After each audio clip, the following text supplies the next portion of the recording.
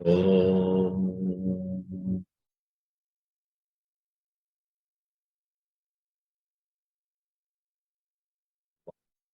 Sahana Bhavatu Sahano Bhunaktu Saha Viryankaravavahai Tejasvinavadhitamastu ma vidvishavahai. Om Shanti Shanti Shanti.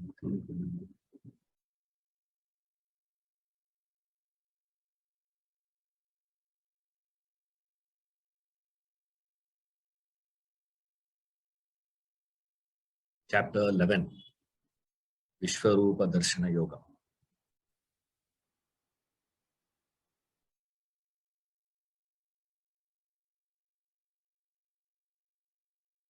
It is not important that what is existing there. How you see it is more important. What you see is more important, not what the world is. How you see the world defines the whole thing. How you are going to view a situation defines the reality to you. And then you react and you respond. Everything happens to you based on how you see it. That is why this darshana is very important. In the 10th chapter, Krishna gave the details verbally, knowledge-wise. But then whether Arjuna is seeing like that or not defines the whole thing. And how you are going to see the world is directly connected to, are you seeing through your likes and dislikes, or you are seeing through your knowledge and understanding. If you see the world through likes and dislikes, your perception is very different. With the understanding, if you see, your perception of the world is different. That is the Vishwarupa. Vishwarupa means universal Rupa. Not God's universal Rupa. The Rupa of the universe is called Vishwarupa. The real form of, we all think, God's big form I am going to see. It is not God's big form that it is. Of course, that is what Krishna is going to show here. But remember, this is exactly like a blueprint. The 11th chapter is more of a blueprint. Keeping this blueprint, you have to build a house. And you are going to live in the house only, not in the blueprint. Now, people hold on to the blueprint and think that itself is a world. No, it's a model. Like these painters and sculptures, they keep a model and they sketch. They keep a model for them. Same way, Krishna showing his Vishwarupa here is more of a model actually. But that's not the real meaning of Vishwarupa. Vishwam means world. Rupa, form. Darshana, seeing. The real form of the universe you have to see. The form with which you are seeing today is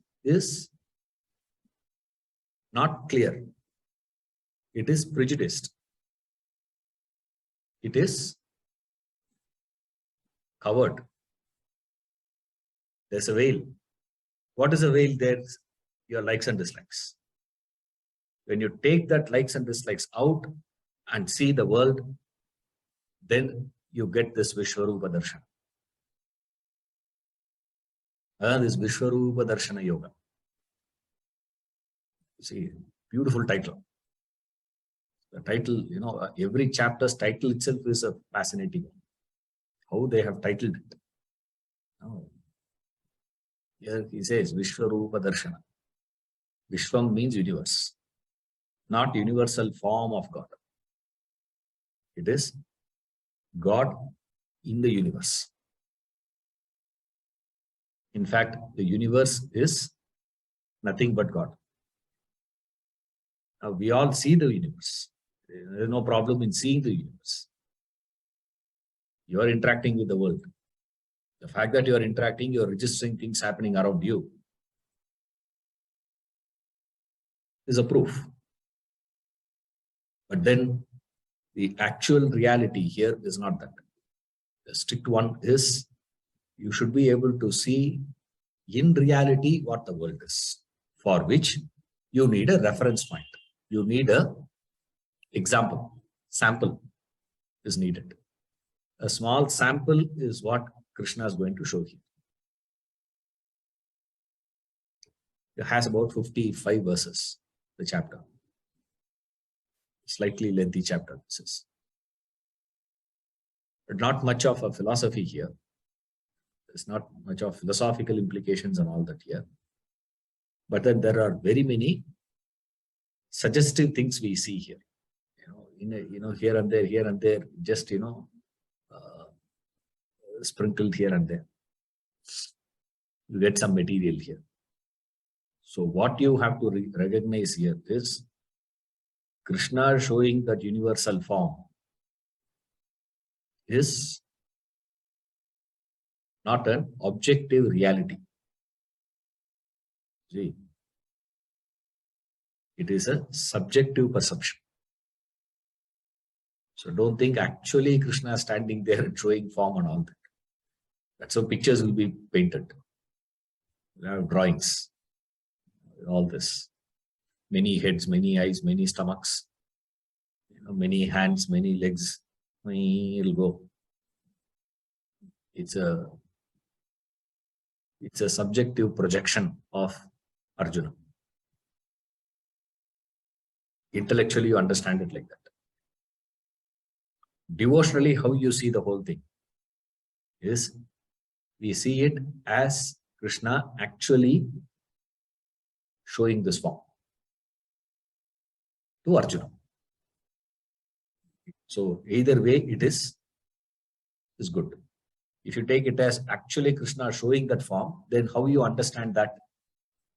You understand that as Krishna showing that form. Why he is showing? It's a sample. So devotionally, we understand that as a sample, as a model. Intellectually, how you understand? It's not an objective reality. It is a subjective projection of Arjuna. So these are the two ways in which we understand. So devotional angle, intellectual angle. Now when we go in, we'll see the details. As we go into the verses, we will see the details. So what is the progression here is this. In the 10th chapter, Krishna explained all this because he asked for that vibhuti. Vibhuti is the glory. It's that Aishwarya.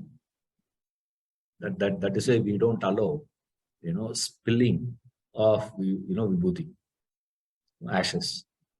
It's also known as vibhuti. Kumkum, if it spills, people say it is very auspicious. You know that? Something good will happen in the house if kumkum were to fall. If ashes were to fall, they curse you. Say, God, not allowed. Why? Because it is vibhuti, means it is the glory, Aishwarya.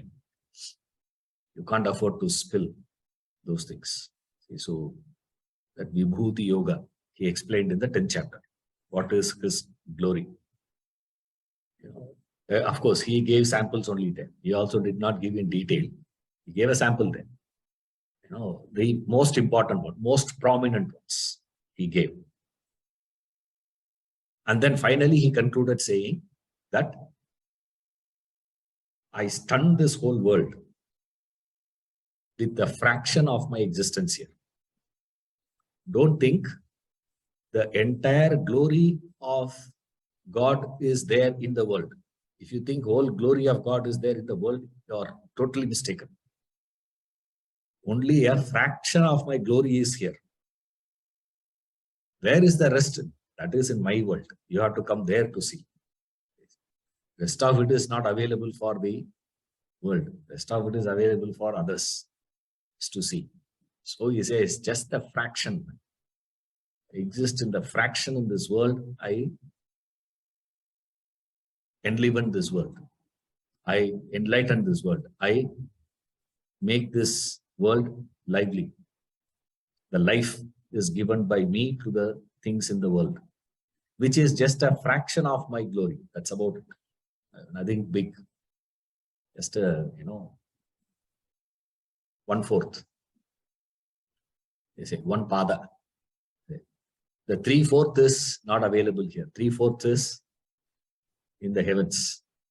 It's not available for the world to see. What are you asking, Arjuna? Even if I have to give the whole world, if you take, the entire world is just 1/3, a fraction of mine. Real glory. What are you going to achieve by, even if you know the entire world, even if you see the whole world as Brahman, whole world as God, you have understood how much? You have seen only fraction. The Veda says you can see only 1 pada, 1/4. 1/4 only the whole world is. Whole world is all 14 lokas put together in the Vedas, not the earth part of it. They say all the 14 lokas put together is 1/4 of his glory. Where is the rest, Sarna? Nobody knows where is it. Only he knows. It's just there, says the Vedas. The same thing Krishna is referring here. It's just a fraction, this world. And he gave such a great detail. And then finally he says, even if you see the whole world is just a fraction, obviously what will happen to Arjuna? Hey, I want to see, man. You spoke so much about it. Now I have to see. I would like to see. That's how the chapter begins. So Arjuna is requesting Krishna to show the form. Krishna agreeing to it. Okay, I'll show you. Don't worry. And then he shows. And then whatever happens to Arjuna happens to Arjuna. What does it say? I get scared and says, take it back. Come back to your original form. Enough of this. A good sample I have seen, so thank you. Take it back. And then finally, Krishna concludes the whole thing by saying how you can sustainably see the glory. See, the problem is not getting a glimpse of divinity. That's not a problem. That everyone gets in their life. Whether you are this type or that type, even the most grossest individual gets a glimpse in his life, a moments of inspiration, moments of perception of something higher, divine. Moments are there in everybody's life. No one is exempted from that. The problem is not getting the glimpse. How to sustain it for a long period of time is where the problem is. See, like we say, in a cloudless summer, beach 12 o'clock, walking is easy, standing is not easy. It will burn your feet. The heat, you can't withstand it. You can walk. That's why if you see people go for this fire walk, you see the temples and all they do, no? It's not fire walk actually, it is fire run. You have to change the word. Nobody will be walking. They just run across. Why? Because you can't stand there. You can move faster in the heat. You can't stand. Same way, this divine perceptions is not difficult to get it, but to sustain there is the difficulty. You can go right up to the top of Everest. What you can do there? Go there, take a selfie, come back. You cannot stay there even for 15 minutes. Not possible. You just go to the peak 1 minute. Just see from there, take a picture, put a flag there and come back. You can't stay there. Not possible. Staying at heights, not easy. Whether it is physical or emotional or spiritual. You need tremendous capacity for that. Arjuna, you can't expect him to be having all that. So of course, he's about average people. If you take Arjuna, is far superior to all those people. That's what Krishna is going to say. He qualifies them. It's very, very interesting verses you'll get here. But then he can't sustain them. So finally, Krishna tells him how to get that vision and stay put in that vision. With that, he concludes the chapter. And then 12th chapter begins from another angle. So we'll see that when we go there. Verse 1. Arjuna uvacha Madanugrahaya paramam Guhyamadhyatma sangitam Yatvayoktam vachastena Mohoyam vigato mama. Arjuna uvacha Madanugrahaya paramam Guhyamadhyatma sangitam Yatvayoktam vachastena Mohoyam vigato mama. Arjuna said, by that speech of the supreme secret known as Adhyatma, which you have spoken out of compassion for me, this delusion of mine is dispelled.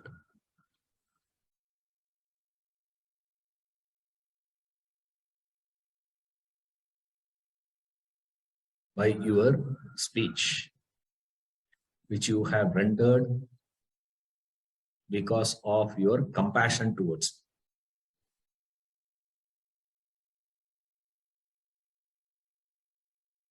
me. There are two things you see in God. One, Anugraha. Also, you see the opposite in God. Nigraha. Both are there. Find God doing Anugraha to you, also He is doing Nigraha. This Anugraha is a beautiful word, compassion. See, of course, it is translated as compassion, but this Anugraha has an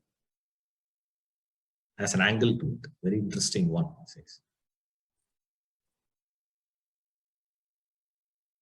Graha means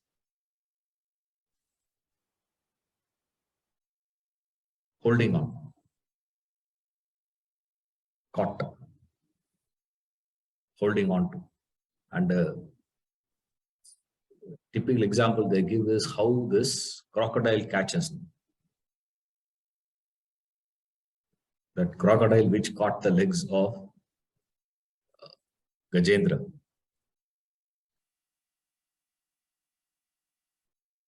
For 1,000 years, Gajendra was fighting with that crocodile. It's just caught means caught. You can't escape. Once you are in the clutches of the crocodile, that holding on is called graha. Anu means following.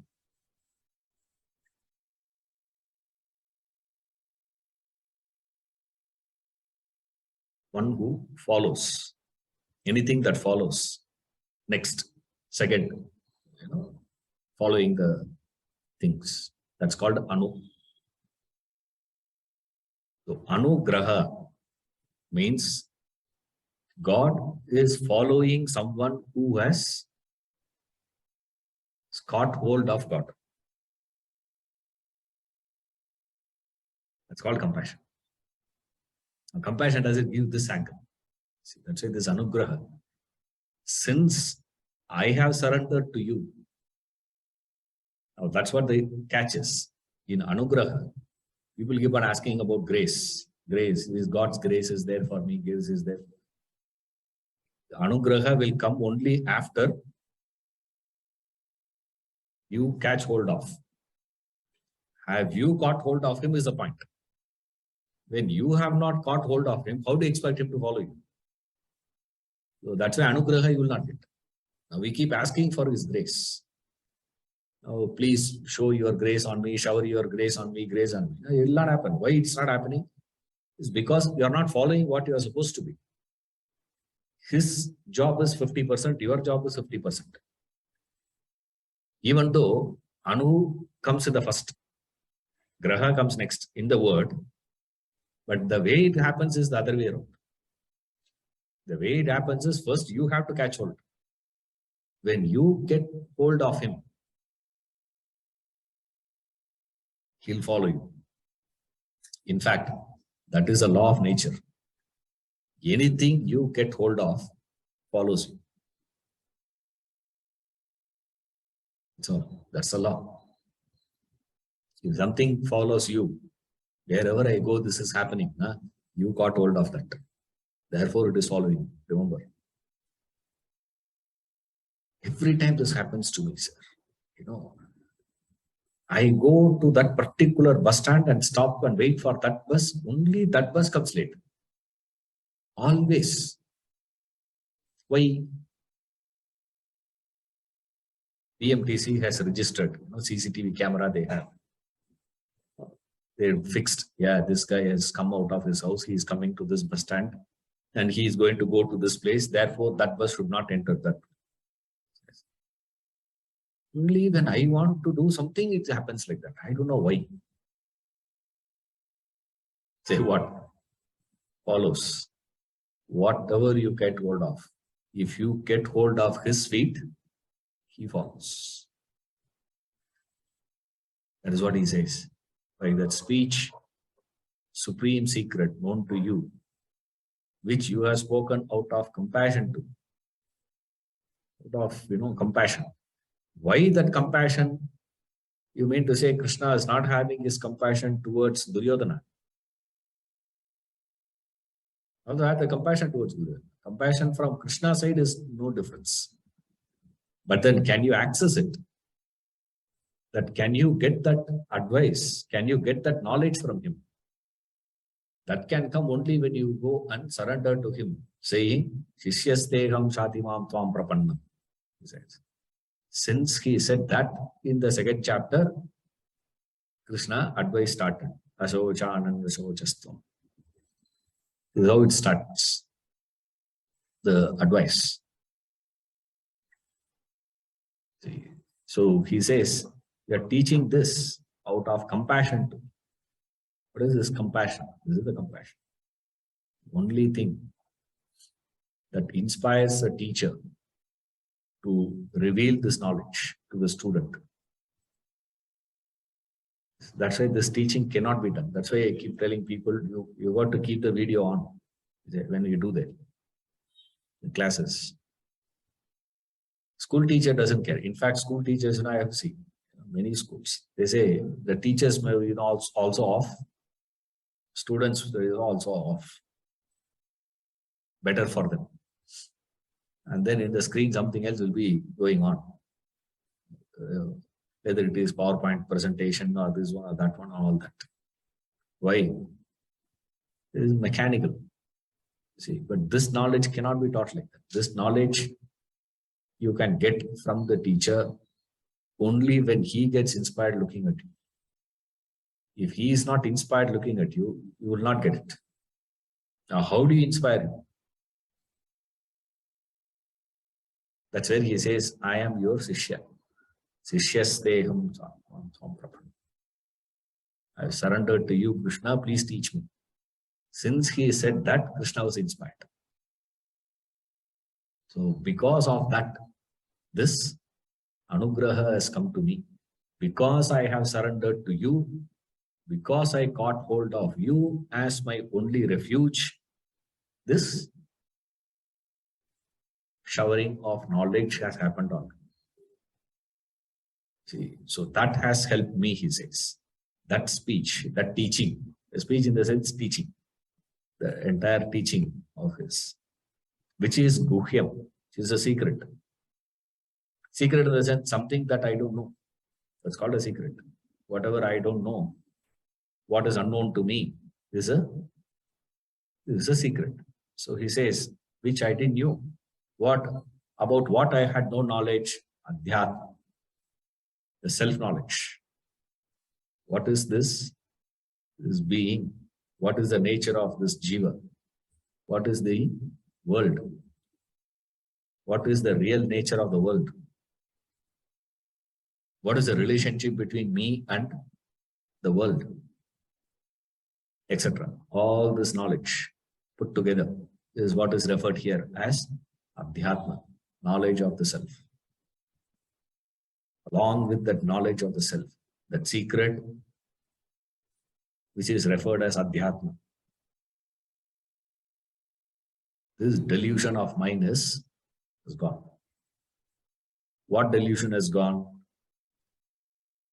The delusion with reference to that non-understanding that I had with reference to these things are gone. That's it. Doesn't mean this, the ajnanam is gone. See, only that moha is gone. The, almost like we say, no, the antibiotics when you take. When you start taking antibiotics, the second day you will feel normal.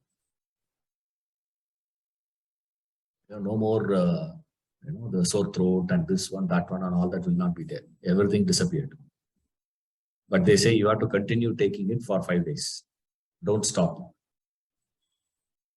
You'll say, why I have to take? A lot of them stop.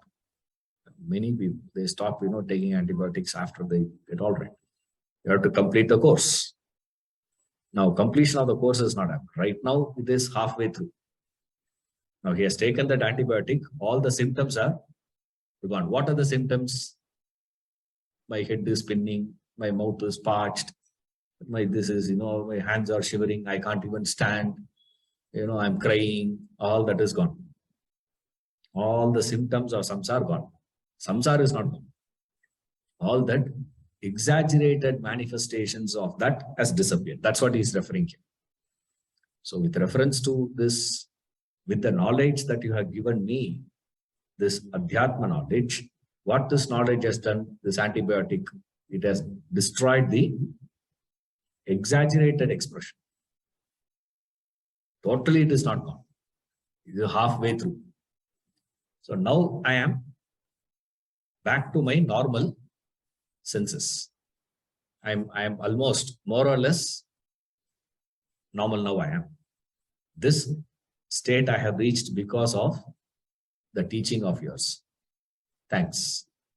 Understood that is. He's not saying that. That's understood. We need to understand that. Your delusion is gone.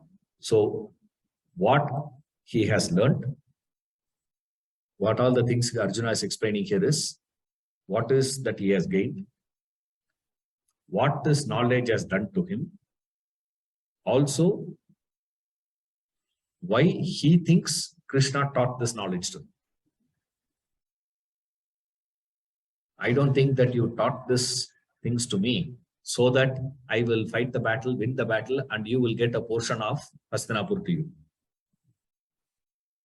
That's not the idea, agenda of Krishna, to be teaching all these things. Then what is the agenda? What is driving Krishna to speak the whole thing?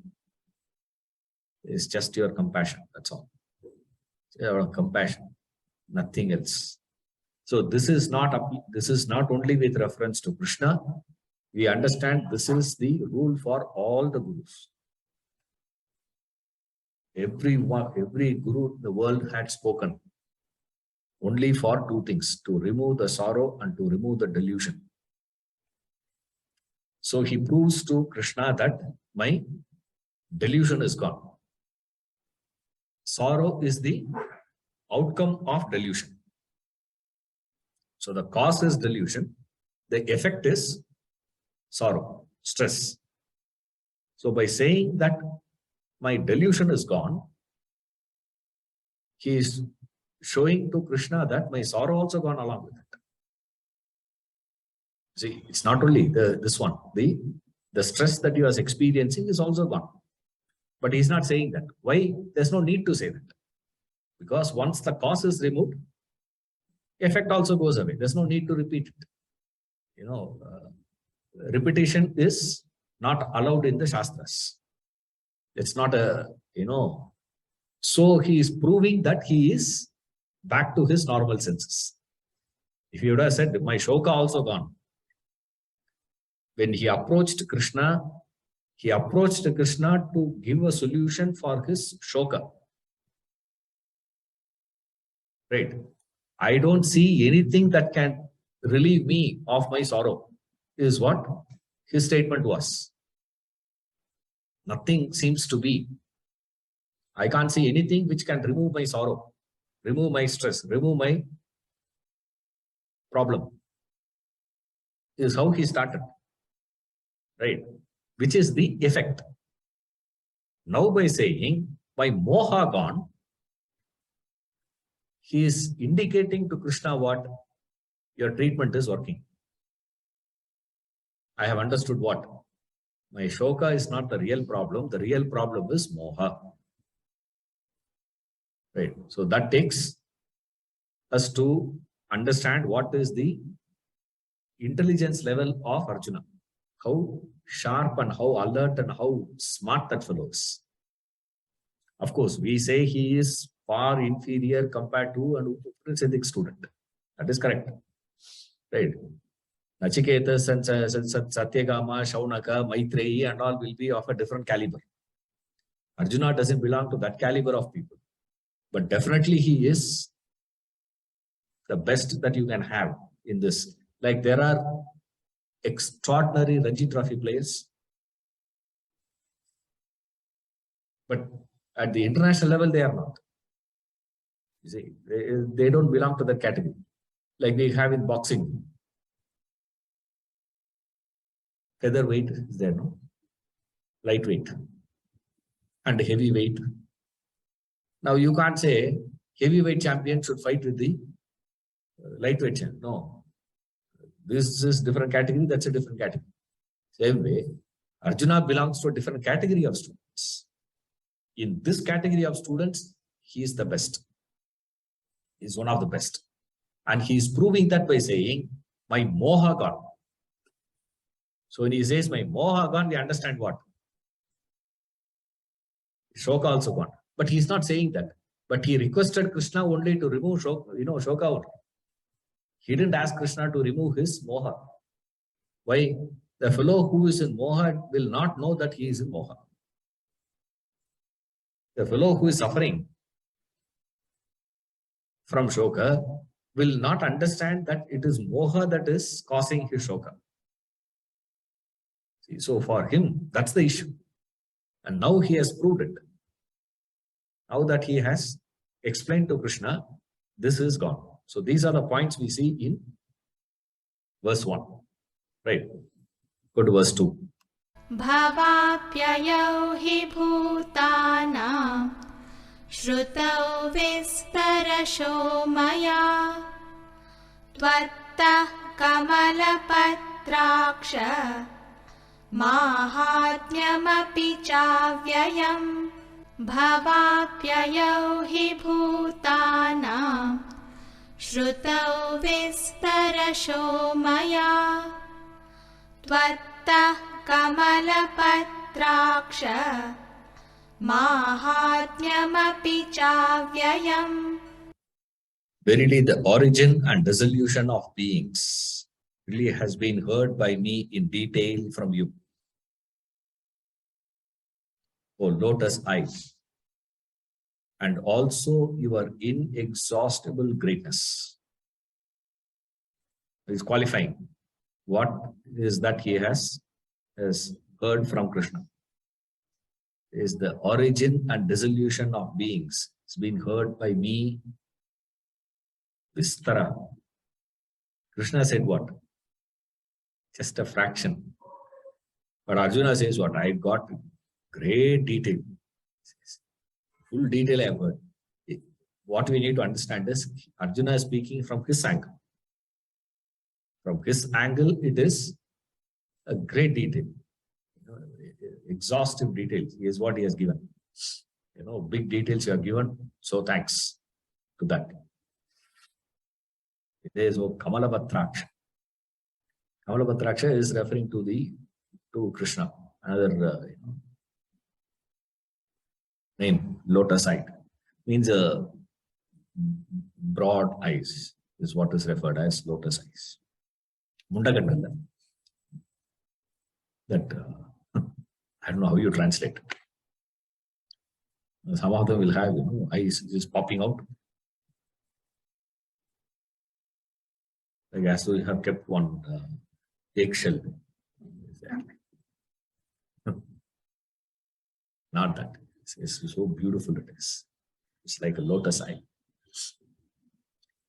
Meaning it is so, only now he is registering the beauty of Krishna. Your ability to recognize the beauty is one of the qualifications needed for you to be in relaxed state. When you are disturbed, you can't see any beauty. To recognize anything, the beauty, that's the proof. Is Shoka gone? Why? He claims that Moha gone. We have understood Shoka gone. What is the proof? The proof is referring to the eyes of Krishna. As what? Kamalapatraksha. Beautiful eyes, lotus eye. All this is gone. The greatness that you have given about you, Mahatmya is a greatness. And Abhyayam, inexhaustible. Can't exhaust that. So, it says the design, that entire universe, its design and the process of the whole universe is stemming from the Lord. That's the greatness of His. Now, what is the greatness, Mahatmya, of God? Is I have understood that. That also you had taught me in full detail. Complete detail, you have given me this. Obviously, we'll be saying, okay, so what? Right. Verse 3. एवमेतद्यथार्थत्वम् आत्मानं परमेश्वर द्रष्टुमिच्छामि ते रूपम् ऐश्वरं पुरुषोत्तम एवमेतद्यथार्थत्वम् आत्मानं परमेश्वर द्रष्टुमिच्छामि ते रूपम् ऐश्वरं पुरुषोत्तम. O Parameshwara, it is just as you have declared yourself. I desire to see your supreme form, O Purushottama. This is typical of one. It's one of the very, very interesting verse. Very juicy verse. This is. You got to feel it. That's what I meant. The juiciness here. You got to feel the juiciness in the verse. If you can't feel it, nothing can be done.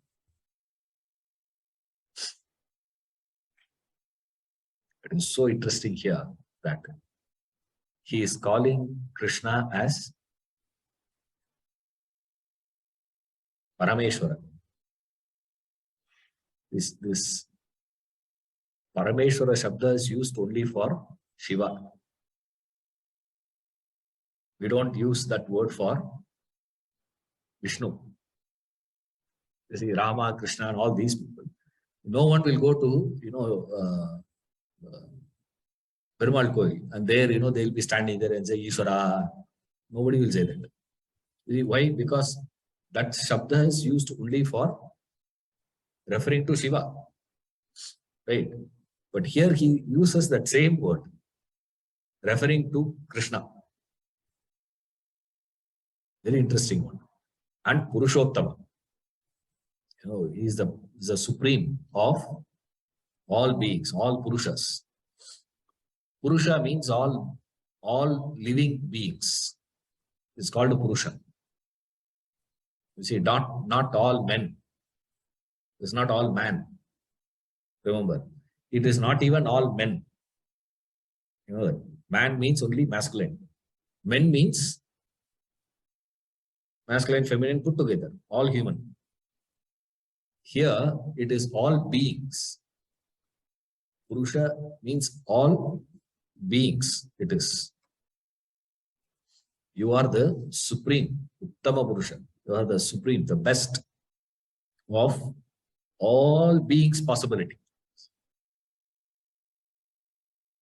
And also you are Parameshwara. This Parameshwara Shabda is used by even this gopis use that same word. Parameshwara to refer Krishna. In the Rasa Leela, they call him. How they call him is when they call him, he disappears. Then that Rasa Leela, suddenly he disappears. So when he disappears, they call him. When they call him, they use this word, Parameshwar. So just an indication. There is no restriction as such in terms of using words like this. But at the same time, for our communication purpose and all those things, we use such words. But there's no hard and fast rule here that it should be used only for Shiva. It should never be used for, Vishnu and his avatars and all that. It can be used for anyone. But just that Supreme Lord. That's all. Parameshwar. Ishvara means Lord. Parama is Supreme. So, Supreme Lord. So he calls him like that. He says, I know you are both. It's all understood here. Just that words. The way you call that person. That's what we keep saying. People ask me, how do you want me to address you? I say, what do you want me to do? You address me the way you want. I don't care. Even if you say die, I don't mind. But remember, it will not make any difference to me, but it will make difference to you. It makes a difference to you as an individual. Same way, how you call him. So how Arjuna calls Krishna. In 2 verses, he has used 3 names. Indicating so many things. The affinity that he has to us. So he says, give me that supreme form of yours. He says, I wanted to see your Aishwaram Rupam. It is the Rupa. Adjective is Aishwara Rupa, not Ishvara Rupa. Okay, there's a difference. It is adjective here, qualifying it, not Ishvara Rupa here. It is Aishwara, which indication is that's your that form is your original form. The form in which you are right now is not your natural. It is an assumed form. That's your original one. You see, that I wanted to see. All understood here. You see that? You're all with me? Yes. Krishna standing in front of him. He says, this is not your natural This is not your, this is just an assumed, it's just a mask that you have put on and you're standing in front of me. I have understood you are not this, you are that, which is your original one, which is your special form. As though you are presenting to me as though that is special and this is normal. I have understood that is normal, this is special. That is your real glory. That glorious form you show me, he says. I wanted to see that glorious form. So he says, as you have declared yourself, as you have stated yourself, I desire to see your supreme. Superb one this is. He's not saying, Krishna, you show me. He says, I wish to see. Right. So first thing he says from, look at the whole perspective, how the whole thinking changes from the second chapter to now. Where he says, I can't do, if I can't fight, you can't fight, this cannot be done, that is wrong, this is wrong. All the lecture he gave to Krishna. And now look at the angle from where he starts by saying, I wish to see. I have the desire to see that form. The beauty here is that. So he says, what is understood here is, you have kindled my appetite. Necessarily, you, Krishna, you had overshot, describing your glory. Now that I have heard about your glory, which you stated, that's why he puts it very, very nicely here. He says, as you yourself declared, understood is what? You served it. Now you better finish it.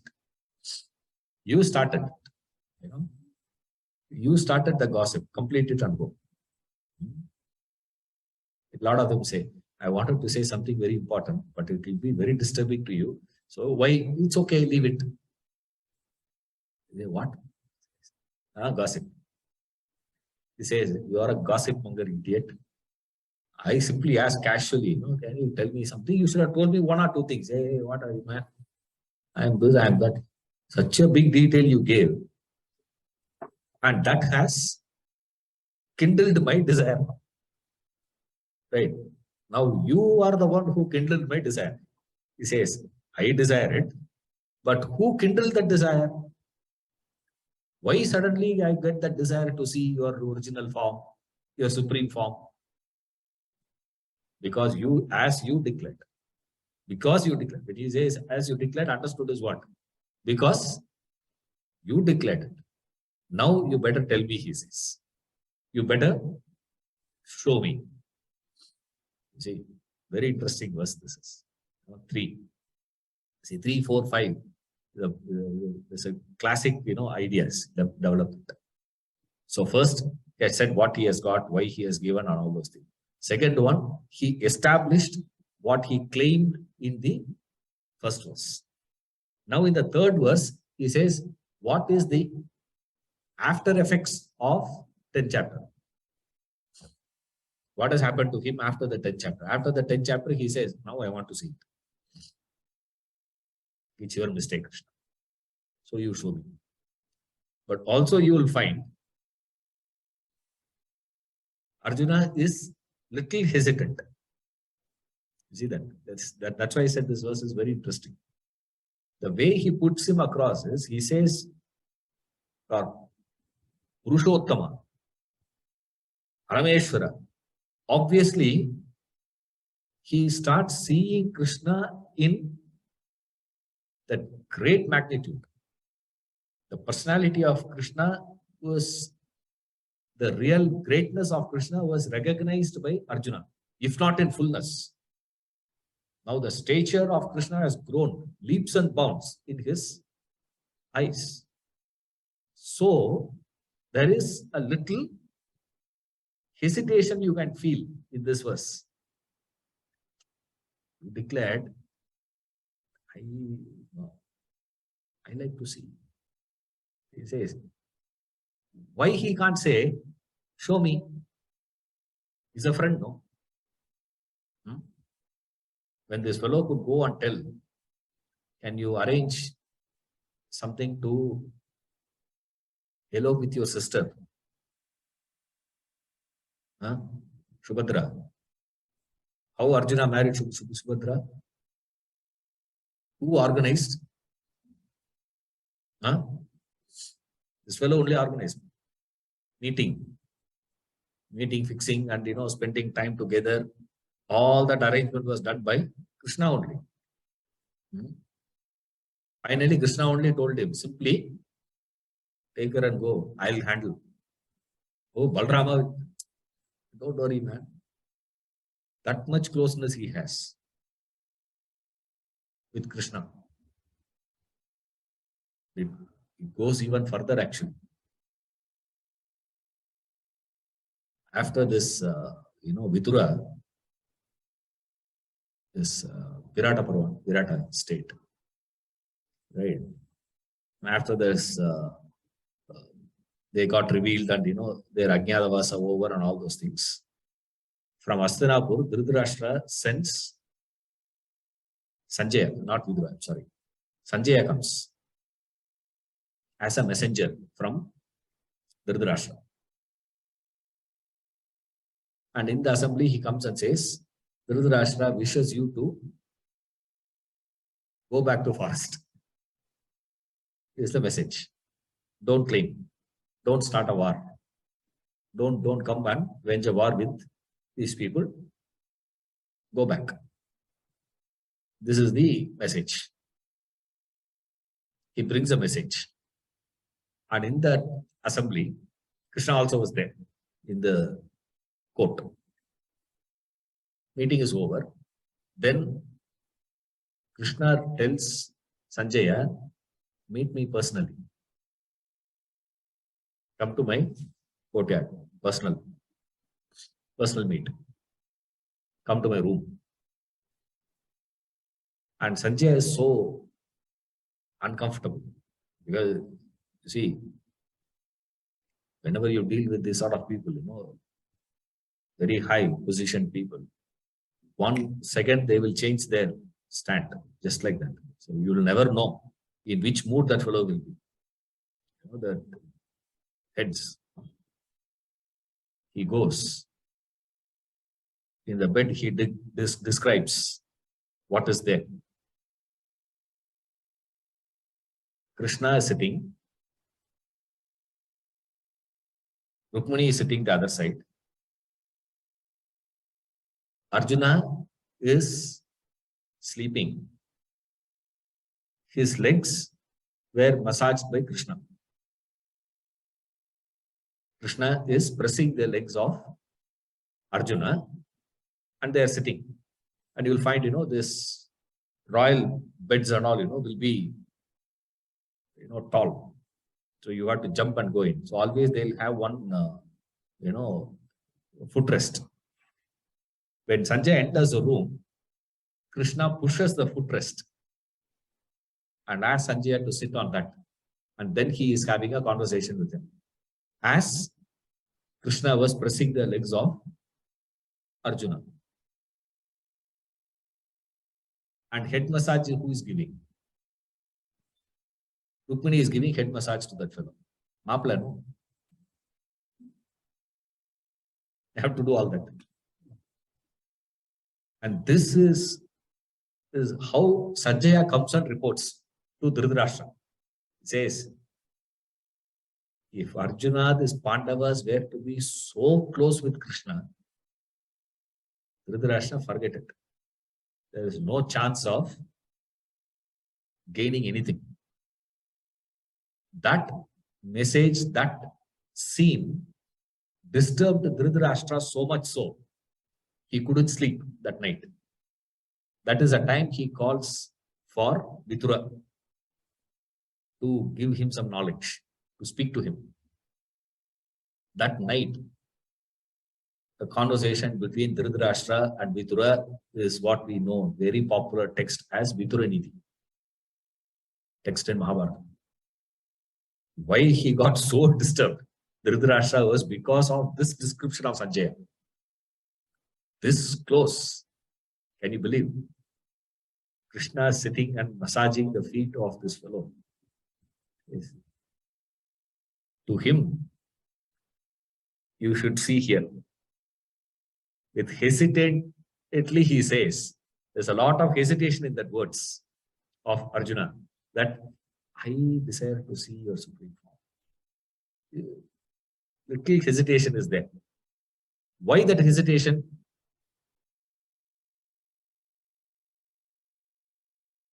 From where the hesitation comes? He had no problem of putting his feet on Krishna, asking him to massage him. That there's no problem. Now asking him, I just want to see that.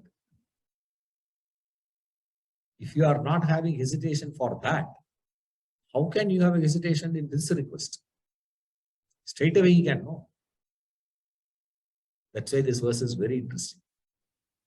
How you get that feel. This is where, this is more of the feel factor rather than philosophical factor. The desire to see your supreme form.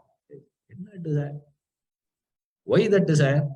Why there is a hesitation in saying that I want to see, man, show me. Should be the case, no. Why there is a verse split here? The same statement could have been given in same verse. Why this moves from 3 to 4? We see there, verse 4. Manyase yadi tacchakyam maya drashtumiti prabho yogeshvara tato me tvam darshayatmanamavyayam.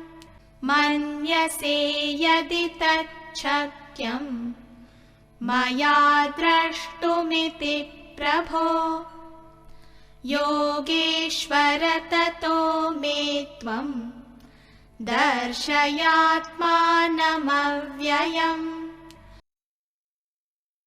O Lord,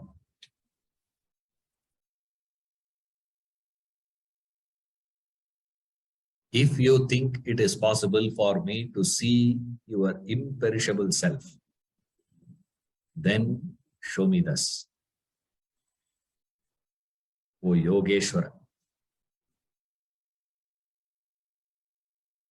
5 names, 5 words he uses in 3 verses. Lotus-eyed, Kamalapatraksha, this Parameshwara, this Uttama Purusha, Purushottama, then O Lord, Prabhu, says, Prabhu, please, if you think, why? I know you are capable of doing all this. Why you are capable of all this? You are having another name. Yogeshwara. You are the Lord of Yoga. Lord of Yoga, yoga here, don't take it as yuj and all that here. Union and all that. Here, yoga is to be taken as that supernatural powers. That's the yoga here. Don't say yuj means to join, get back to the self and all that here. Yogeshwara. He is a Lord of all that. That's another reference here. The context here is this, says this, to show such a form, you need certain special powers. That person should be capable of showing. Vishwarupa. If you can, I know you are capable of showing. That also he confirms. So what is he confirming? He says, you are the one who kindled the desire. Now the desire has come. And I know you are capable of showing. Don't tell me, hey, I can describe, man, but showing, you have to check in another department. That's not my department. That is a department of Shiva department. It's not my department. No passing the buck. I know you are capable. Why? You are Yogeshwar. That's what the message here is. So he says, I want to see. But why the hesitation? Because do I deserve to see?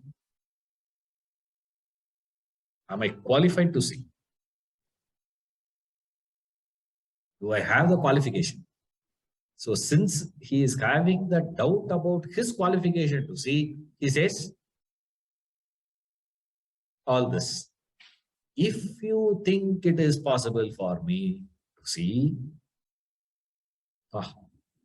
round about. Why all that rounding, going round? Is because he says internally he knows that he is not qualified. He is not qualified to see this. But if you believe, so show me. Now the ball is in Krishna's court.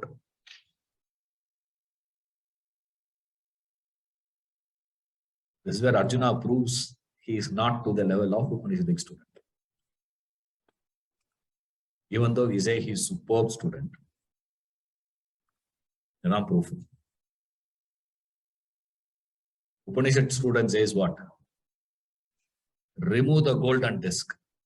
Isavasya says. That is the statement. Upanishad student. You better remove it, man. It's obstructing my vision. Take it out. He says, this fellow, if you think it is possible, diplomatic. The moment you see a person diplomatic, he is not a student. Because a student will never be diplomatic with the teacher. I want to be diplomatically presenting it to him. See, because now Krishna has to show what is the option Krishna has now. Either he has to show or he has to say no. If he says no, that no can be based on two reasons. What is the reason? I am not capable, or you are not qualified. Right? Can Krishna take a stand that I am not qualified? I cannot show. Why? Because this fellow has been showing this Vishwarupa to everyone. Anyone goes on the roadside, he will catch hold of that fellow and show his Vishwarupa. You know that? In Ramayana, Vishwarupa is only for Hanuman. There's no Vishwarupa for Rama. You know that, no? Nowhere in Ramayana, Rama shows Vishwarupa. In all the avatars of Vishnu, Vishwarupa is there only for two avatars. Vaman avatar, Krishna avatar. Krishna avatar is a fellow showing for everyone. Yashoda says, I want to show. She only asked, have you eaten the mud or not? That's all she had. She didn't ask for whether you show me. You should, that's all she did ask. He said, open your mouth, man. One back I'll give. Yeah. And this fellow showing her. And this fellow goes for that, peacemaker.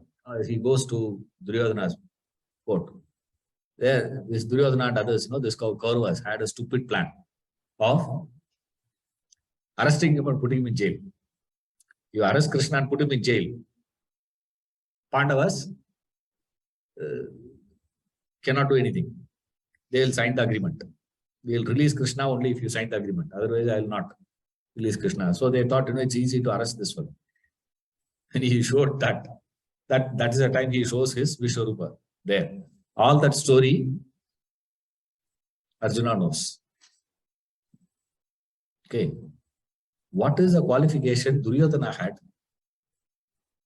So if Krishna says, you are not qualified. Already he has mentioned it in the first verse itself. What is it? Because of your anugraha only you taught me all these things. Which means what? You are already compassionate. I will take back that word. I don't think you are a compassionate person anymore. So he cannot say you are not qualified. Nor Krishna can say,